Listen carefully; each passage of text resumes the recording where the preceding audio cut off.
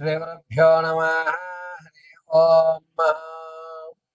జగదం పితరం వందే పార్వతీ పరమేశ్వరం. సర్వం పరమేశ్వరానుగ్రహగణాక్షవలసిద్ధం.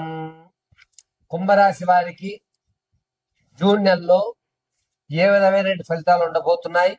ఆర్థికంగా నిలబడే అవకాశం ఉంటుందా?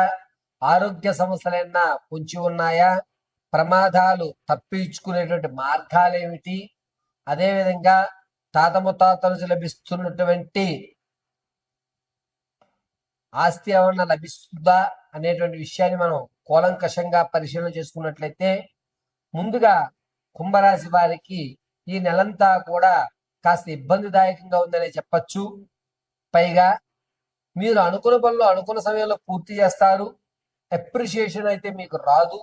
మిమ్మల్ని గుర్తించేటువంటి అవకాశాలు తక్కువగా ఉంటాయి. అది ఎంత శ్రమ పడినా వేరే వ్యక్తి ఆ క్రెడిట్ ని తీసుకోవడం జరుగుతుంది. సరేలే, భగవంతుడే ఉన్నాడు, కాలమే నిర్ణయిస్తుంది అనేటువంటి మాటతో మీరు సరిపెట్టుకోవడం జరుగుతుంది. విద్యార్థులకి జ్ఞాపక శక్తి పెరుగుతుంది.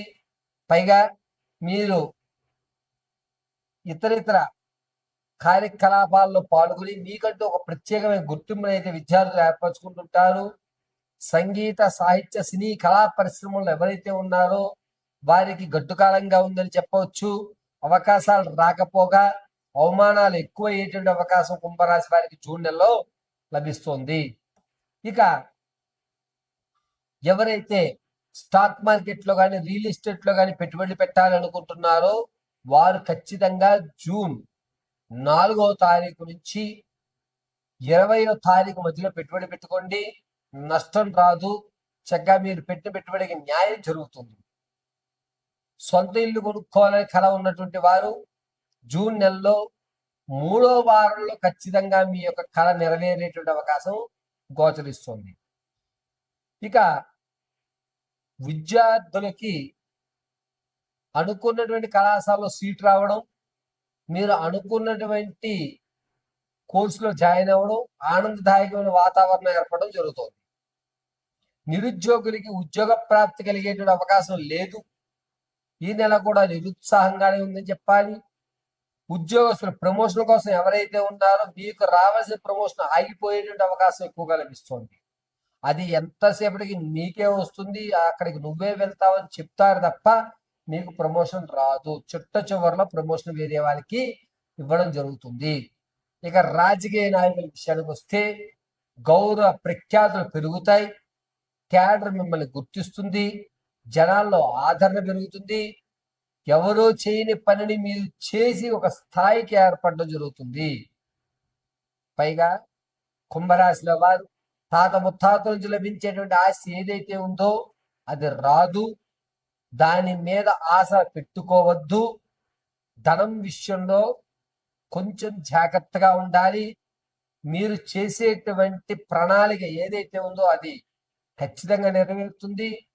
కానీ ఈ ప్రణాళిక అంటే ఇక్కడ తీసి అక్కడ పెట్టడం, అక్కడ డబ్బులు ఇక్కడ మార్చుకోవడం, ఇటువంటి ప్రణాళికలో పూర్తి బాధ్యత మీరే వహించండి. ఏం చేస్తే బాగుంటుంది అని సలహా పక్క వాళ్ళని అడగద్దు.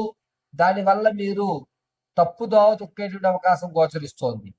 ఇక కుంభరాశిలో ఉన్నటువంటి వారు ఆరోగ్యం విషయంలో చాలా జాగ్రత్తగా ఉండాలి. ఈ నెలలో కంటికి సంబంధించి కానీ లేదా చర్మ వ్యాధులకు సంబంధించి కానీ ప్రబలేటువంటి అవకాశం ఎక్కువగా గోచరిస్తూ ఉంది.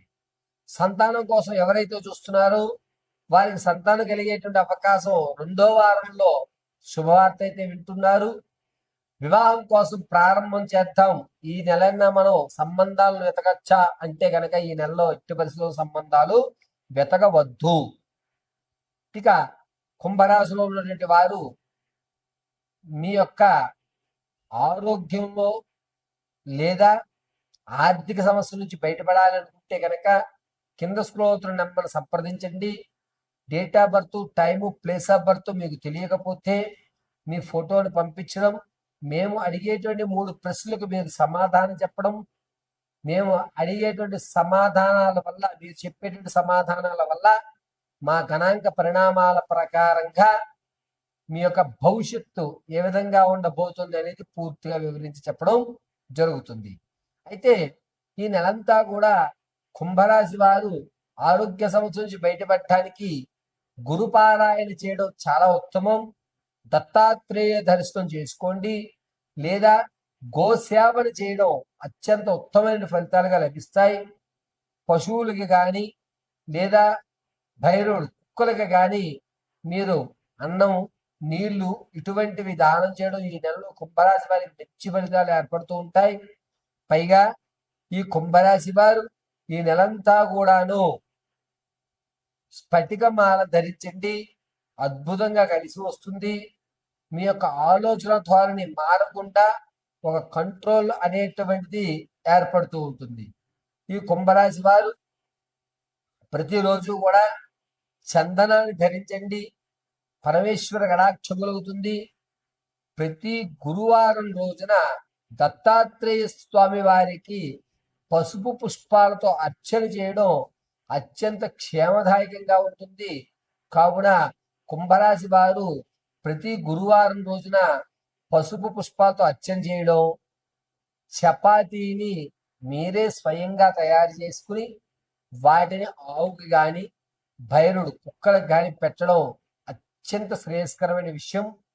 గురువారము, ఆదివారము, మంగళవారము ఈ 3 రోజులు కూడా తెల్లటి వస్త్రాన్ని ధరించండి, పరమేశ్వర కటాక్షం కలుగుతూ ఉంటుంది.